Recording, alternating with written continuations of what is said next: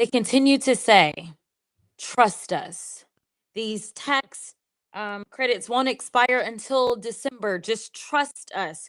We will negotiate. Well, I have news for our colleagues across the aisle.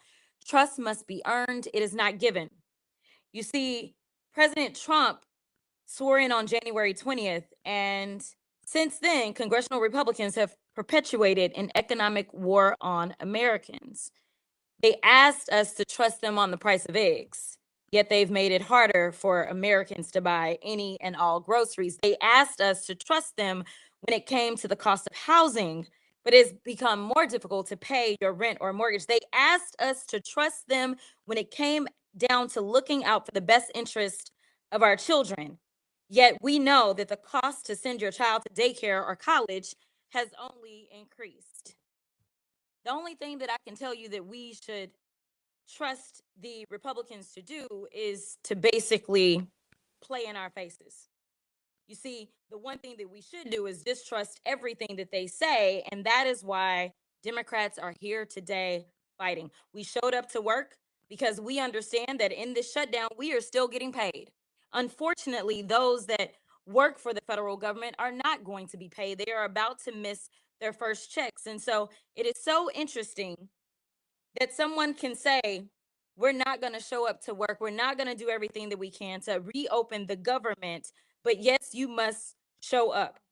What I have to say to those hardworking federal employees and those that happen to be out sick right now is that I anticipate that a lot of people are going to catch a lot of colds in the coming days, because it seems like the only thing that these people will understand is if we have a real shutdown, a shutdown in which the people that actually make this country go start acting like the Republicans, and they just decide that they're also not going to show up, because at the end of the day, we have a president who recently said that he doesn't know whether or not he even wants to pay people when we do reopen this government.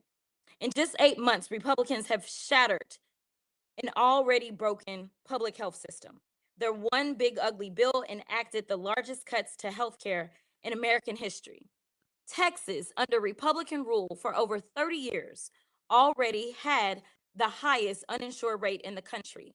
And now an additional 1.6 million Texans are projected to lose their health insurance. But I want to be clear about this. This isn't just about those that will lose health insurance, because at the end of the day, we all will be impacted. Everyone's healthcare costs will go up, and everyone may end up missing a hospital or a doctor because of the reckless policies of the Republicans. Just in my district, a 60-year-old couple making $80,000 a year would see their premiums increase by nearly $20,000. A family of four making $64,000 a year would see an increase of $2,571, roughly 197%. Stripping away healthcare is just one aspect of their economic and healthcare assault on Americans. They've eliminated critical funding for local health departments and community organizations doing critical public health work. So we're here today because Republicans have once again chosen to prioritize billionaires and corporations over everyday Americans. Veterans, teachers, students, law enforcement officers, members of the military, factory workers, bus drivers, all of whom will be hurt by Republican healthcare assault on Americans.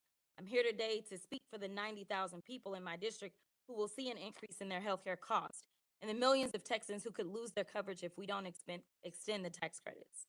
And I wish that Republicans would put as much energy into doing their jobs and protecting health care of their constituents as they do into protecting Jeffrey Epstein and Ghislaine Maxwell.